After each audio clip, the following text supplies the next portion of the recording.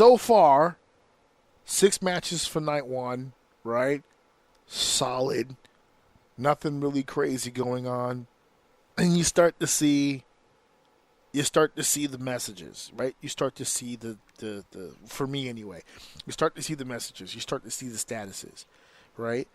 How many celebrities so far? None. They do some shots in the crowd, right? You do some shots in the crowd. There's no celebrities, no legends, right? We haven't done anything with the legends. Nothing has happened with that. It's all been current talent having the best roster, matches that God they can forbid. have. Yeah, I know, their own roster. Nothing going on.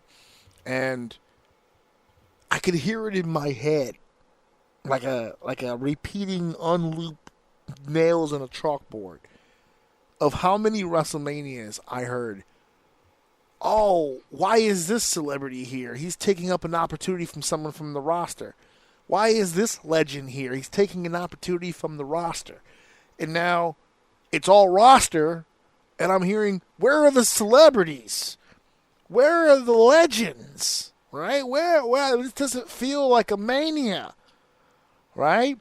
We had how many opening matches? I did the research. We had a bunch of ladder matches that used to open the shows. Money in the Banks, Intercontinental title ladder matches. Right? It's WrestleMania. It's not Ladder Mania. Wrestle. Why aren't we wrestling? Now we get to 41. Where's the ladder match? Where's the furniture? I don't see tables, chairs, nothing. I'm seeing suplexes and headlocks. What the fuck's happening? Boring. That was up until this point. Mm-hmm. But as Tiffany and Charlotte did their damnedest to burn this WrestleMania down to the ground, out through the ashes rose a glimmering phoenix of 3 individuals who were dead set on proving to the world what a main event at WrestleMania should fucking look like. Because we head over to the main event of night 1 with Seth Rollins, Roman Reigns, and CM Punk with Paul Heyman in his corner. This match was 32 minutes, 55 seconds of pure, unadulterated fucking awesomeness. This was the match. I tried to say it on the round table. This is my main event right here. This was my main event. I cared more, and again, it's a personal choice. I cared more about this match than I cared about Cody and John. And boy, we need to get Ace back on here. I need him to explain that last one to me. We'll get to that one in a fucking second. But this triple threat match, to me, it was my main event. I felt strongly about it. And let's start at the beginning here, because even in the entrances, this felt big fucking time. Seth Rollins coming out dressed completely in hefty. Completely, it wasn't Calvin Klein. It wasn't Hugo Boss. It wasn't any of these new fancy schmancy designers. Pure hefty. Came out in the plastic bag, the classic look, right? And we're thinking, oh, man, the pageantry. Here it is. This is what people at WrestleMania who have been complaining about the lack of pomp and circumstances. It was almost like they rang a bell, and out came Seth Rollins in pure black hefty. And then he comes out with a blowtorch. He's here to light the goddamn place on fire. Here's Seth Rollins showing the world his entertainment value. And then, whoom, just like that, the lights go off. It's cinematic. Everyone's at the edge of their seat. Pins and needles even. Children stopped crying. Men stopped breathing. We're wondering what's happening. Then the lights shine bright. And there it is, as angelic as the day he was born. Seth Rollins, garnered in all white, sparkling like Jupiter off of a telescope. He's just looking phenomenal. And I know AJ's on night 2, but fuck that guy. This is phenomenal right here. And he comes down the ramp, and it's all eyes on Seth Rollins. He's got superstar tattooed on his fucking face. Look at the guy. Our Greek god, dressed in his Sunday's finest. What a superstar. And then he gets in the ring. And then the second guy comes out. And the second guy just comes out in black pants, but the slickest, just the fucking nicest, fresh pair of white J's you've ever seen in your fucking life, with the matching gauntlets, because, you know, accessories are everything at WrestleMania. No shirt, wet hair, but you know what? You know what's covering his body? Aura. He's got aura. He's exuding. He is glowing as if he is mid-Saiyan transformation. He just had, if you threw a quarter at him, it'd bounce off 3 feet in front of his face. It'd never get near him. It's like Independence Day when they shot those missiles the first time and it just bounced off and they panicked. That's what happens. You bounce off of Roman, he's got his own ecosystem. He's that much of a goddamn superstar. And that's just 2 guys. There's a third. There's more. There's more. And the package plays. I don't drink. I don't smoke. I don't do drugs. My addiction is wrestling. And they do a whole career montage on CM Punk. And they play the old kill switch. Even through the... And the fuck... I don't know if you got a chance to see it, but on YouTube there was a lot of cell phone footage of people that were recording Punk's entrance. 60,000 strong, singing the old theme from way back.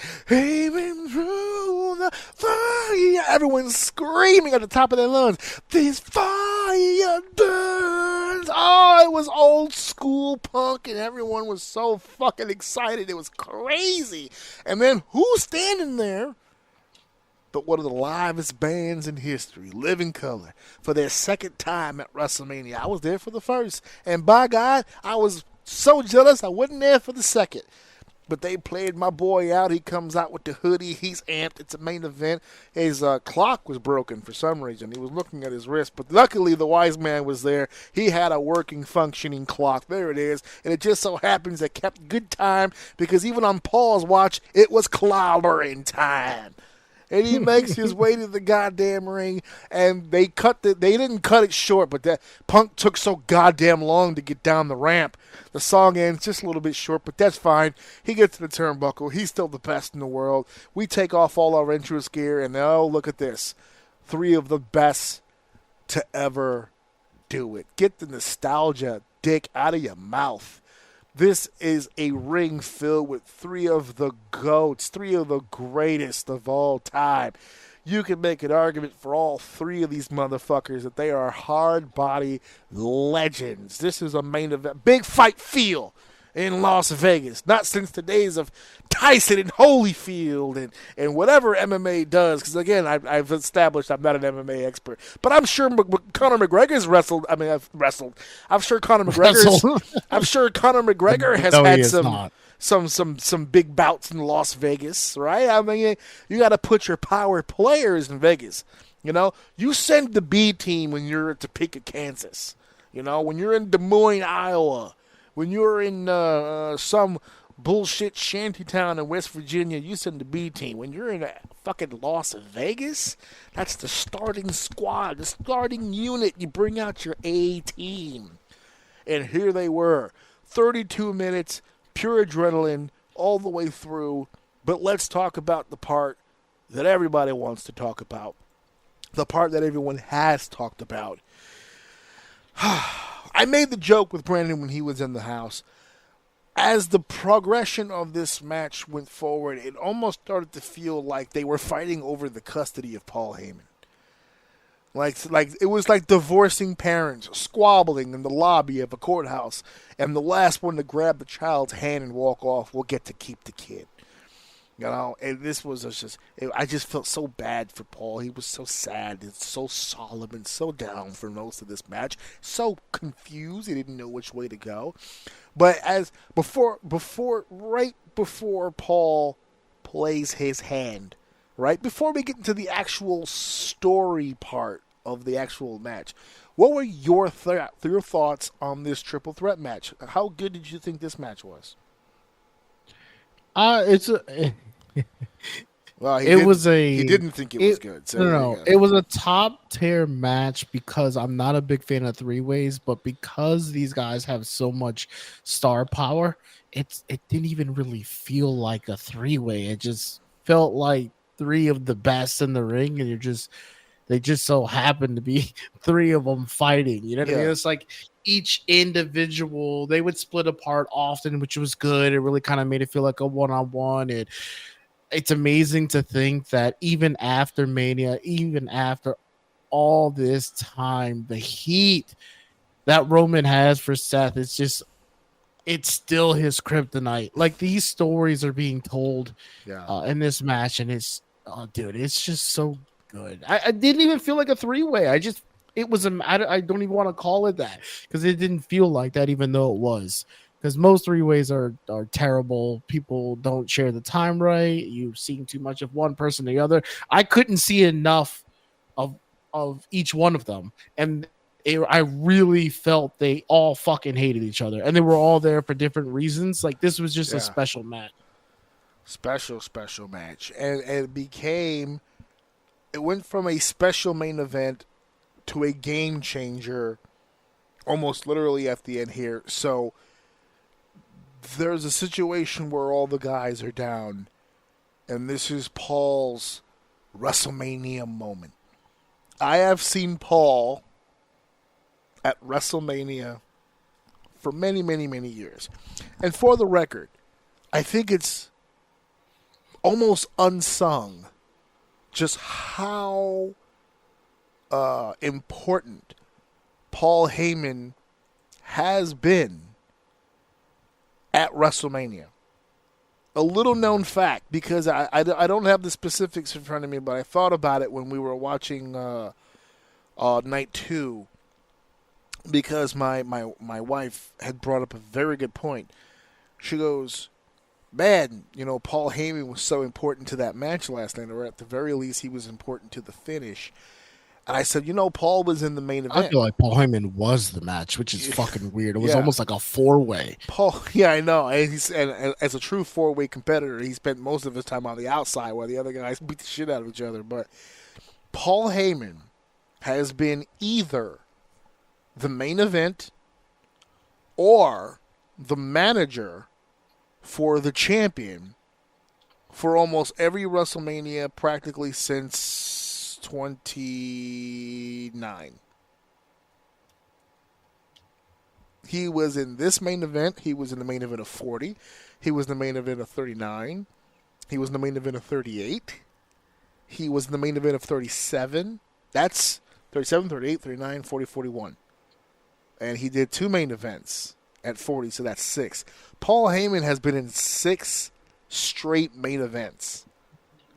And then before that, at 36, I believe, if I'm not mistaken, he was with Lesnar during the pandemic. So that would be another main event. And then, 35, he was in the opening match with Lesnar, but Lesnar was the Universal Champion.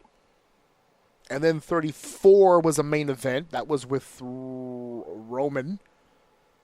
33 was not a main event. It was with Goldberg, but it was the title match. 32 was Dean Ambrose, somewhere in the middle, not a championship match. So that's the one break in the whole thing. But 31, main event with Brock Lesnar for the title against Roman. 30, he was not in the title match, but he managed Brock Lesnar when he wrestled Taker for the streak and broke it. 29 was not a championship match, but it was the semi-main with Triple H. So it was on just before the last match. Paul Heyman is an institution at WrestleMania. And here we go again. It's 41, and we're still talking about Paul's fucking involvement in the fucking main event. Mm-hmm. And so Paul grabs a steel chair on the far end of the ring across from Paul, on far end, so he's on the opposite side, is Seth Rollins, who's got his back turned, by the way, to Paul Heyman, which was beautiful. Punk's in one corner, Roman's in the other, and they're both staring at Paul while Paul holds the chair. And I think you said it on the podcast, and you've said it to me personally, Paul has an attention to detail that is absolutely out of this world and amazing. And it came through here because he is emotional. He is a wreck. He is beside himself. He doesn't know what to do. And then all of a sudden, he decides and he slides the chair to Punk. And Punk giggles to himself. Oh, yeah, that's a good friend of yours. Punk rises to his feet like he's going to slam home a home run using Roman Reigns' head. I got a head of myself in that sentence. And he raises the chair up only for Paul to hit this man in the twig and berries. Bam. He goes down. Testicles intact? Who knows? TBD. But for right now, he be down. He is on the ground, and Roman is smiling, and Paul is in the ring screaming his fucking head off. You did this to me. You made me choose. Why would you make me choose? He's my tribal chief. He's my tribal chief. I acknowledge you, my tribal chief. And he is, I've never seen a grown man suck a dick that fast in my entire life. But here he is, filleting Roman amongst the thousands in attendance. The ultimate fellatio show. And Roman gets the steel chair and he proceeds to wear that ass out. He puts steel to CM Punk, busts him up real good, and then Paul brings it to Roman's attention. Hey, look over here. And it's a downed Seth Rollins while Roman's holding the chair. Perfect imagery. Finally, the revenge that I've always wanted. Here he comes to his feet. And as Seth comes to his feet, Paul Heyman hits Roman Reigns in the bloodline. Straight at the core. Straight in the heart of it. Right, not in his chest, folks. Right in the groin. Right in the MacGuffin. He hit him in the Blackberry and boots. Right there. Kapow. He's down. And he's got that face. Roman is the only person I've ever seen to sell a ball shot with shock instead of pain, and it still makes sense. It's weird the way his face does that. He's not in pain, he's shocked. Did I just get hit in the balls? Almost British like. The gall. Yeah, the gall. The audacity outweighed the pain. I'm going to feel it tomorrow, but right now I am totally disgusted by your actions. That was his facial expression. And he goes down, and Rollins still hasn't turned around.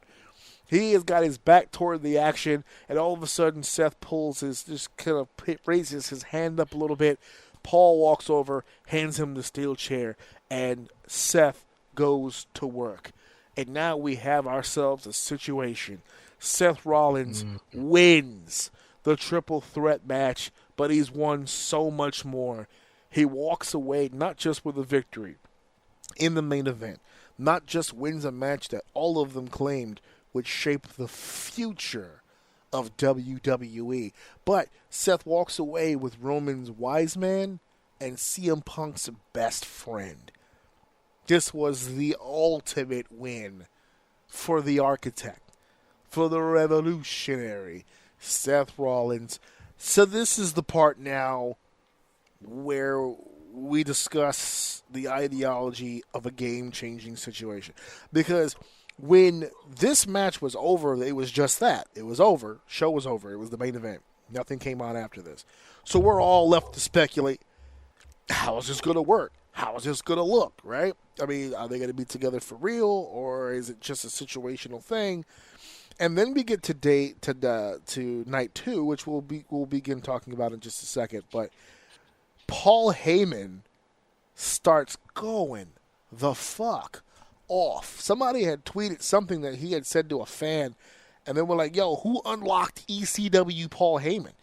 Because he's just out here fucking, he's cussing people out. Some Mexican dude was saying something to him. I was going to say, didn't he say something about getting deported? Yeah, he said, you're the fucking guy. He said, you're the guy who's talking all that shit right now, the guy who's going to get deported, and everyone you oohed.